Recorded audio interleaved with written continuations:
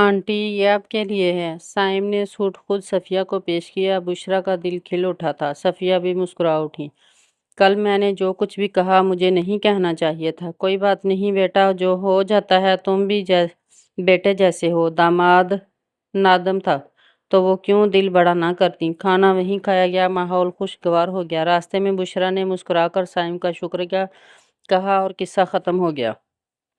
قصہ اس وقت تو ختم ہو گیا، لیکن آئندہ کے لیے وہ محتاط ہوگی کہ اس سے کوئی ایسی حرکت نہ ہو کہ بات اس کی ماں کی تربیت تک جا پہنچے۔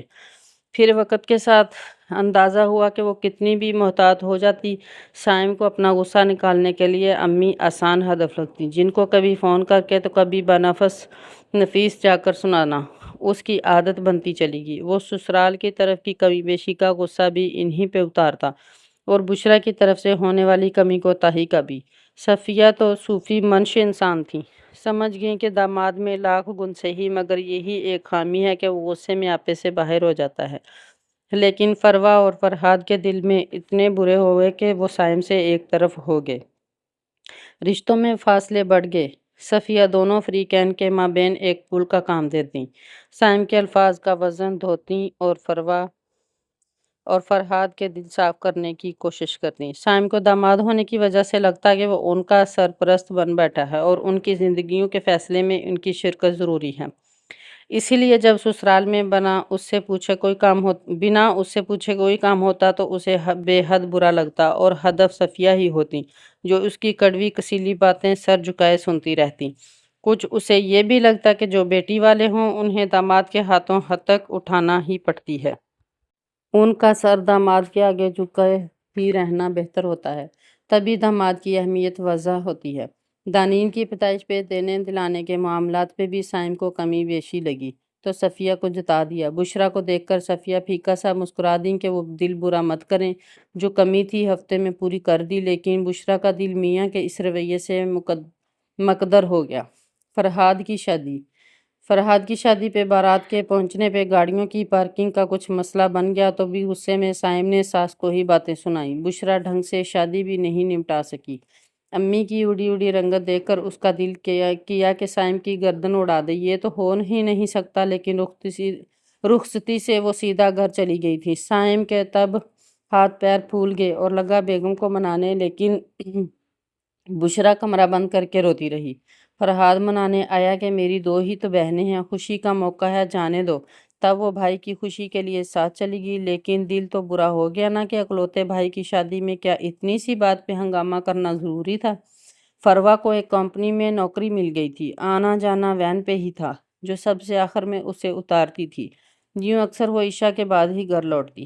سائم کو جب پتہ چلا تو اس نے امی کو برا بھلا سنا دیا کہ ان کی بیٹی پہ زور نہیں ہے۔ یہ کون سا طریقہ ہے کہ لڑکی اتنی رات کو گھر لوٹتی ہے؟ خدا کی قسم وہ تمہارا شوہر نہ ہوتا تو کبھی ہمارے گھر سے اپنی ٹانگوں پہ سلامت نہ جاتا۔ بہن کی بات پہ بشریٰ بالکل سن رہ گئی۔ آپ امی سے کیوں بدتمیزی کرتے ہیں؟ کیا میری ماں ہی ملی ہے آپ کو دنیا جہاں کا غصہ اتارنے کے لیے؟ کیا میں نے کبھی آپ کی بہن یا بھائی سے ایسی زبان میں بات کی ہے؟ ان کی غلط باتوں پہ بھی میں خاموش ہو جاتی ہوں، لیکن آپ میری ماں کی تذلیل کا کوئی موقع جانے نہیں دیتے۔ بشریٰ نے پچھلی 2-3 بار کی بدتمیزیاں برداشت کر لیں، لیکن اس بار وہ خود کو بولنے سے باز نہیں رکھ سکی۔ میں نے تو اپنا سمجھ کر انہیں کہا تھا۔ سائم کی نئی تجویز تھی، اپنا سمجھ کر سمجھایا جاتا ہے، بدتمیزی نہیں کی جاتی۔ اپنے گھر والوں کے سامنے وہ سائم کی وجہ سے اتنی نادم رہنے لگی تھی کہ اس نے میکے جانا ہی کم کر دیا تھا۔ وہ تمہاری فیملی ہے اور میری بھی فیملی ہے۔ میں نے اگر اس بات پہ غصہ کیا کہ فروا کو رات گئے کیوں آنٹی باہر رہنے کی اجازت دیتی ہیں تو اس میں کیا غلط ہے؟ بات کرنے کا طریقہ ہوتا ہے سائم۔ میں آپ کی نیت پہ شک نہیں کر رہی ہوں، لیکن یہی بات آپ نرمی سے کہتے تو امی کو بھی محسوس ہوتا کہ آپ کو ان لوگوں کی پرواہ ہے، نہ کہ آپ ان پہ دھونس جمانے کے لیے یہ سب کہہ رہے ہیں۔ تمہیں یہ لگتا ہے کہ میں سب ان پہ دھونس جمانے کے لیے کہتا ہوں؟ سائم غصے میں آ گیا تھا، بات بگڑ رہی تھی، اس لیے بشریٰ کو خاموش ہونا پڑا۔ ٹھیک ہے، آئندہ سے میں ان لوگوں کے معاملات میں نہیں بولوں گا۔ اس دن کے بعد سائم سسرال تو جاتا، لیکن انداز بس لیے دیے رہنے والا ہو گیا۔ نہ وہ سسرالیوں کی کسی خوشی میں خوشی کا اظہار کرتا، نہ ہی کسی تکلیف میں ان کا ہم نوا بنتا۔ اور انداز یوں ہو گیا کہ جو مرضی کرو بھائی، مجھے کیا پرواہ۔ پھر ایک دن وہ ہوا جس نے بشریٰ کی زبان پہ چپ لگا دی۔ سائم کے دفتر میں حالات کچھ اچھے نہیں جا رہے تھے۔ پچھلے 1.5 سال میں مہنگائی کی شرح اوپر گئی، لیکن تنخواہ میں دھیلے کا بھی اضافہ نہیں ہوا تھا۔ مکان کرائے کا تھا اور کرایہ ادا کرنا اب مشکل ہو گیا تھا۔ دانین بھی ابھی چھوٹی تھی، اسی وجہ سے بشریٰ نوکری نہیں کر سکتی تھی۔ اخراجات کا سارا بار سائم کے سر تھا۔ حالات تمہارے سامنے ہیں یار، تم آنٹی سے بات کرو کہ وہ اوپری منزل ہمیں کچھ عرصے کے لیے دے دیں۔ جب میری تنخواہ بڑھے گی تو یا ہم انہیں کرایہ ادا کر دیں گے یا ہم کہیں اور شفٹ ہو جائیں گے۔ بشریٰ متامل سی میاں کی صورت دیکھنے لگی۔ وہ اپنے منہ سے گھر داماد بننے کی بات کر رہا تھا، جو کم از کم اسے بالکل اچھا نہیں لگ رہا تھا۔ پھر جو انسان اتنی دور رہ کر بھی اس کے گھر والوں پہ اپنی چلانے کی کوشش کرتا تھا، وہ اسی گھر میں رہ کر تو خود کو ان کی زندگی کا مالک ہی سمجھنے لگے گا، کہاں پھر وہ اس کی ماں کو تذلیل نہیں کرے گا۔ میرا نہیں خیال کہ یہ ممکن ہو سکے گا۔ بشریٰ نے اپنے تئیں ہی بات کو ٹالنا چاہا۔ کیوں ممکن نہیں ہو سکتا؟ 4 افراد ہیں اس گھر میں اور 3 منزلہ گھر ہے۔ کیا اتنے بڑے گھر میں ہمیں وقتی طور پہ ایک کمرہ بھی نہیں مل سکتا؟ تم آنٹی سے بات تو کرو، مجھے یقین ہے وہ منع نہیں کریں گی۔ سائم، اول تو 2 منزلہ گھر ہے کیونکہ چھت پہ کوئی کمرہ نہیں ہے۔ دوسری بات یہ کہ دوسری منزل پہ فرحاد اور فاطمہ رہتے ہیں اور ہم ان کے پورشن میں انہی کے ساتھ گھس کر نہیں رہ سکتے۔ نہ اس بات پہ وہ رضامند ہوں گے اور نہ ہی مجھے یہ ٹھیک لگتا ہے کہ ان کی پرائیویسی ڈسٹرب ہو۔ امی سے بات کرنے کا سوال ہی پیدا نہیں ہوتا تھا۔ تو ٹھیک ہے، نیچے تو فروا اور آنٹی ہی ہوتے ہیں، نیچے بھی 2 کمرے ہیں، ایک وہ ہمیں دے دیں، ایک میں خود رہ لیں۔ بشریٰ نے تعصب سے میاں کو دیکھا۔ ایسے کیا دیکھ رہی ہو؟ ہمارے فائدے کی ہی بات کر رہا ہوں۔ کرایہ بچ جائے گا، 1 سال کا تو 100 اور اخراجات پورے ہو جائیں گے۔ بائک بیچ کر گاڑی لے لوں گا۔ کل دانین بڑی ہوگی تو اچھے اسکول میں داخل کروا دیں گے۔ جو کچھ کر رہا ہوں تم دونوں کے لیے ہی کر رہا ہوں۔ میں امی پہ خواہ بوجھ نہیں ڈالنا چاہتی۔ وہ اٹھ کر کمرے سے چلی گئی تاکہ بات ختم ہو، لیکن وہ اس کے پیچھے باورچی خانے میں آ گیا۔ کیسا بوجھ یار؟ بل ہم برابر ادا کریں گے۔ گروسری 1 مہینے وہ ڈلوا لیں، 1 مہینے ڈلوا دوں گا، اور بھی جو کہو گی کر دوں گا، لیکن اب یہ کرایہ ادا کرنا میرے بس سے باہر ہو رہا ہے۔ وہ اسے کہنا نہیں چاہتی تھی کہ وہ پیسوں کے بوجھ کی بات نہیں کر رہی، وہ رویے اور باتوں کے بوجھ کی بات کر رہی ہے جو وہ اس کے گھر والوں پہ ڈالتا ہے۔ مجھے یہ سب مناسب نہیں لگ رہا سائم۔ وہ اسے کیسے منع کرتی، اس کی سمجھ سے باہر تھا۔ وہ کوئی تو توجہ سننے پہ آمادہ ہی نہیں تھا۔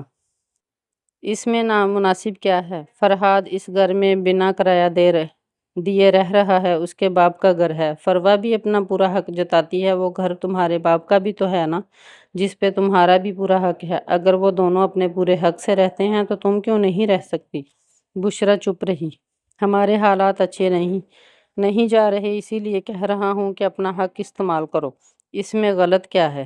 آنٹی کے 2 بچے پورے استحقاق سے وہاں رہ رہے ہیں تو تیسری کیوں نہیں رہ سکتی؟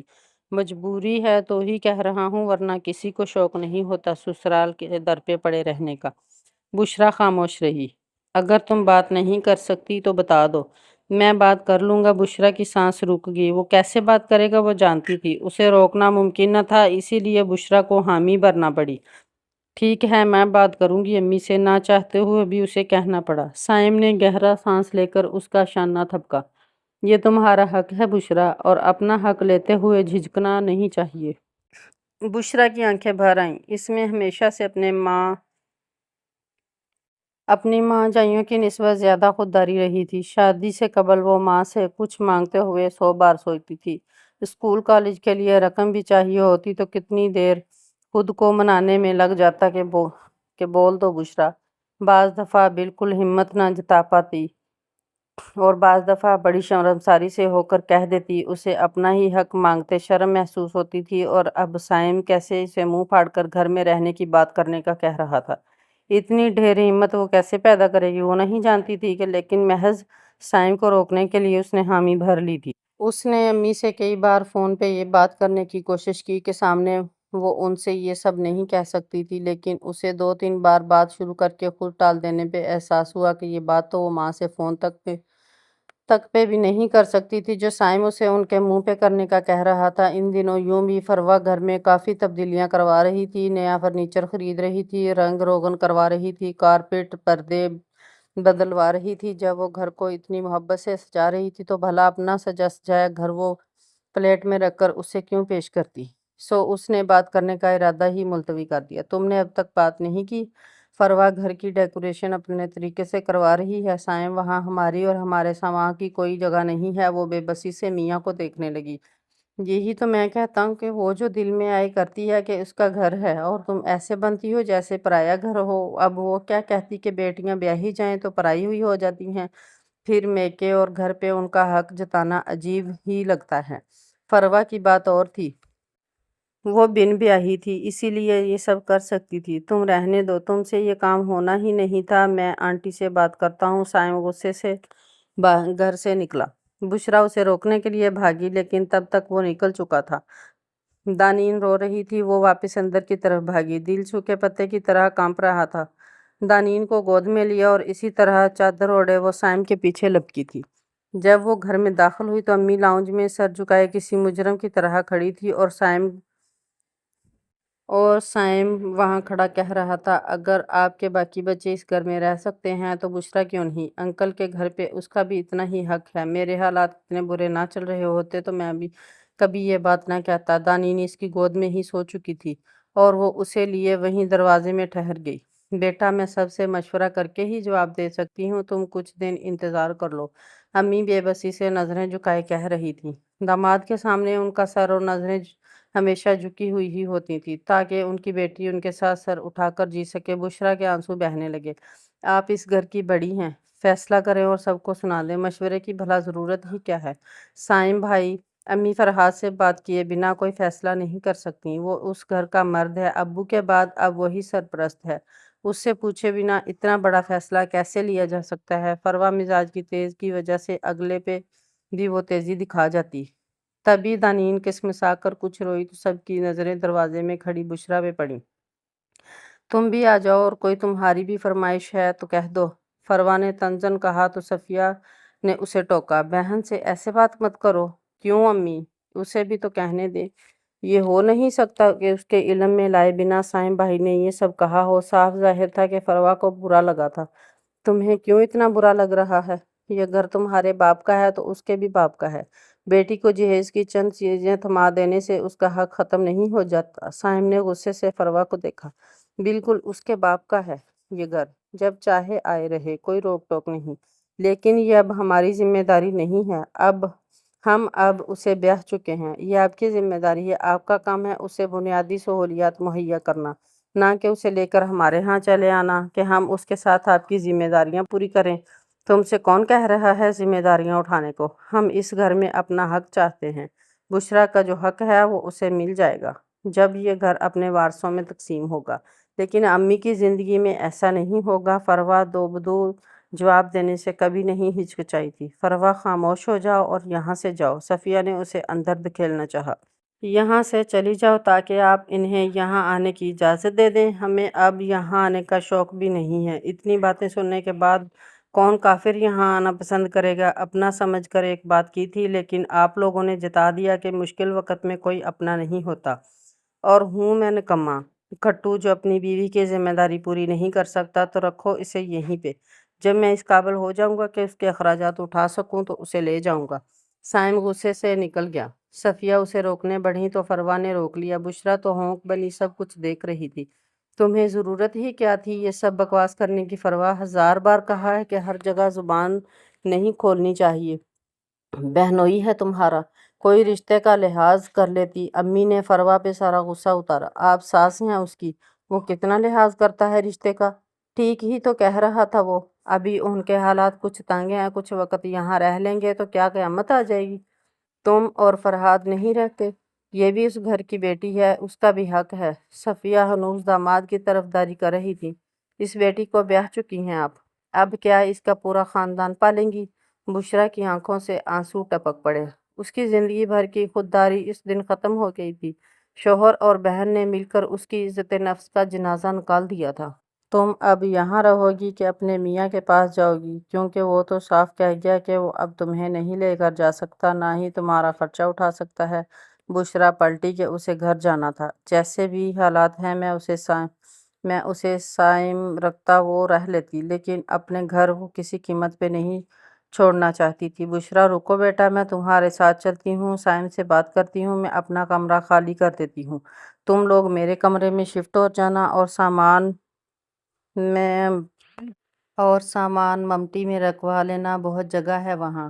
بشریٰ کا دل کیا وہ دھاڑے مار کر روئے، اپنی ماں کے قدموں سے لپٹ جائے کہ اتنی اچھی مت بنے امی، میری ماں ہونے کا اتنا بوجھ نہ ڈھوئیں امی۔ لیکن وہ نہیں کہہ سکی، وہ اتنا بھی نہیں کہہ سکی، بس ماں کے سامنے ہاتھ جوڑ دیے۔ مجھے معاف کر دیں امی، کاش کہ میں اپنی تقدیر بدل سکتی اور کسی اور گھر میں پیدا ہو جاتی تو آپ کو میری وجہ سے یہ دن نہ دیکھنا پڑتا۔ صفیہ جہاں کی تہاں رہ گئیں۔